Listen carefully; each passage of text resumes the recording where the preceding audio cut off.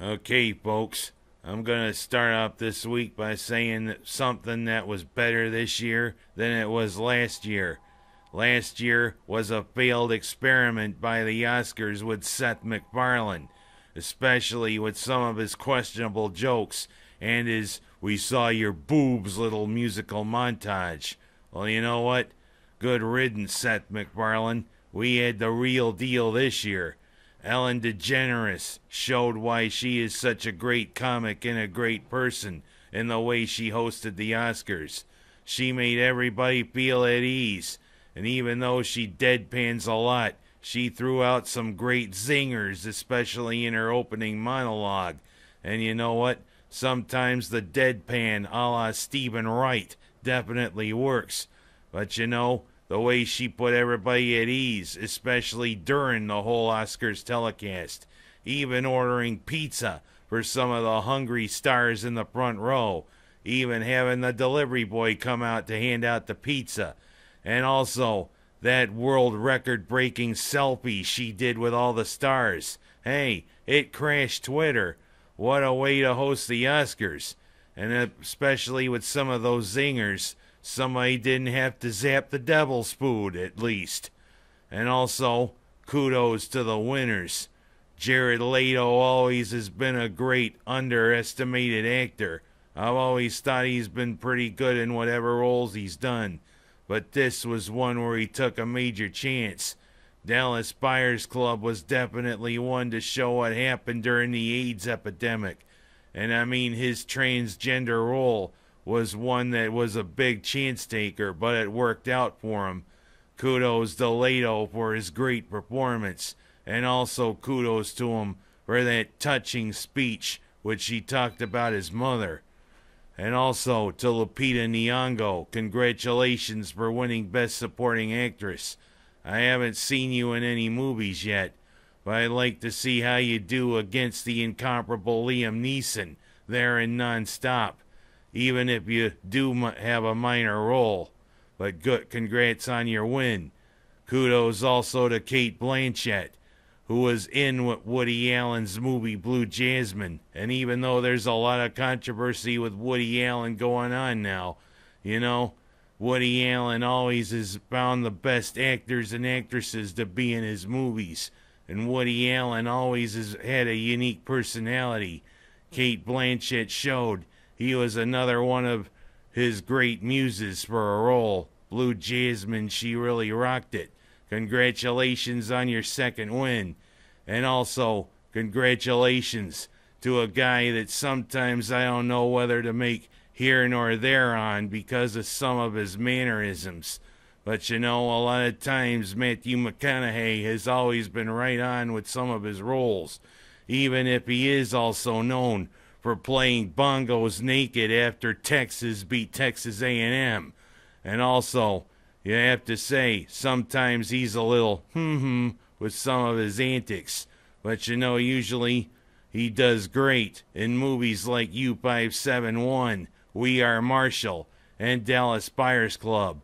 So to your win, I have to say, all right, all right, all right. And also congrats to Alfonso Cuarón, and also 12 Years as a Slave, who picked up Oscars. All in all, was a pretty good telecast. And good job, Ellen DeGeneres. Maybe we'll see you next year. And I go from the Oscars to a place where it seems as though there's a lot of repression now. The whole deal with Russia and Ukraine.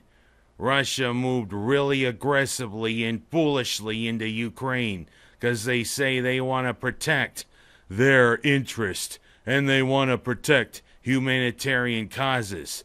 You know what I say? Bullshit.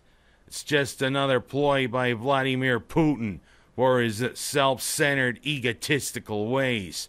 He's not protecting interests. It's like he wants to start the Cold War all over again. Hey, the Cold War ended 25 years ago, Putin. Or maybe you're harboring ideas of someone who came from that area. although I think he originally was from Georgia, a guy named Joseph Stalin. We don't need a modern-day Joseph Stalin, Putin. It just seems as though you're intent on making Ukraine and other parts of what was the Soviet Union part of one country again.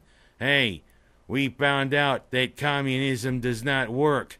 We found out that Russia can't have it their way. You know, I know Crimea is a pretty historical area. It's where Florence Nightingale developed the modern techniques of nursing. It's where the British Army had one of its greatest losses, but it's won to empower the army with the charge of the Light Brigade, which happened there in Crimea. Crimea is part of Ukraine. Ukraine's an independent country, and it's time that you got out of there while you still can. Yeah, you might have a base there in Sevastopol, a major port in Crimea on the Black Sea, but you know what? You don't need to take over part of another area, a la like what Russia did in the past, or a la what like Nazi Germany did in World War II. Putin, get your ass out of Crimea, 'cause you know, Lurch isn't happy. And no wonder why he's not saying, Ukraine. And maybe John Kerry might have some sway, although I doubt it. And also, let me just switch from the Ukraine to something happier around here. What a nice run that was for the Mynderse girls in the Section 5 tournament. You know, everybody didn't think that the Mynderse girls would go very far with their 3-14 record in the regular season, but it was a rebuilding year, to tell you the truth. Jerry Anderson did a pretty good job with what he had, but you know, just like last year, they kicked it up a notch. And boy, did they kick it up a notch by bringing Heidi Miller onto the regular squad there for Section 5. If this was any indication, her performance during the Section 5 tournament, Mynderse has found a future basketball star with her. And not only that, she just happens to be my neighbor. So you know what? You did a hell of a job there, young lady. I look forward to seeing how you can do in the years to come. Kudos to Jerry Anderson, who has shown that he's a pretty darn good coach. And also, his wife can be a pretty mean server at Reds. And his daughter, who is lighting it up for Onondaga Community College after being one of the stars for Mynderse. Kudos to the girls. Kudos to Jerry Anderson. Keep it going. We like to see what you can build on for next year. But I'm going to switch from Mynderse to something that is really starting to anger me. Jairus Byrd, what the heck are you doing there for the Buffalo Bills? Seems as though what happened last year is happening all over again. You, your agents, and your posturing while trying to iron out a long-term contract. And you know what? There was talk of putting the franchise tag on you again. But it just seems as though when we want to get a long-term deal together, you just stall. You always say no deal. You know what? I liked you very much. I thought you were one of the best players to come to the Buffalo Bills in years. But you know, maybe it's time that this bird flew the coop. Always loved singing the Serpent Bird whenever you made an INT, or maybe The Bird by Morris Day and the Time. But if you're going to do this, you're not helping the Bills, you're hurting the Bills.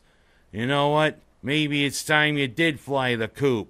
'Cause you know what I'm going to do if you do fly the coop and land with another team?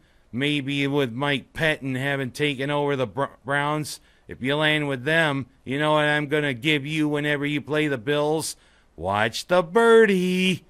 I can't do it 'cause we're on camera. And last but not least, I'm going to tell you about something else that concerns me. This little late season swoon by the Orange. You know, we started off pretty darn good. Had those big breaks there against Pittsburgh and also with North Carolina State. But what has happened the last 2 weeks? Lose to Boston College. Lose, albeit in very controversial fashion, to Duke. Just barely get past Maryland. And then go down to Virginia, hang with the Cavaliers, but then get plastered in the second half by the Cavaliers. Just seems as though this Syracuse team has lost the edge. What has happened? This is the time of the year when we should be peaking, Orange. Especially tonight, we have Georgia Tech coming into the Dome, and Sunday, our final regular season game against Florida State, down in Florida State. This time of the year, we should be peaking. It seems as though we're starting to fall on our face. Gives me great concerns heading into the ACC tournament and heading into the big dance. Come on, Orange, get it together, or I'll bring my Boeheim face back again. And that's all the time I have for this week, folks. This is Ken Haas, and that is my story.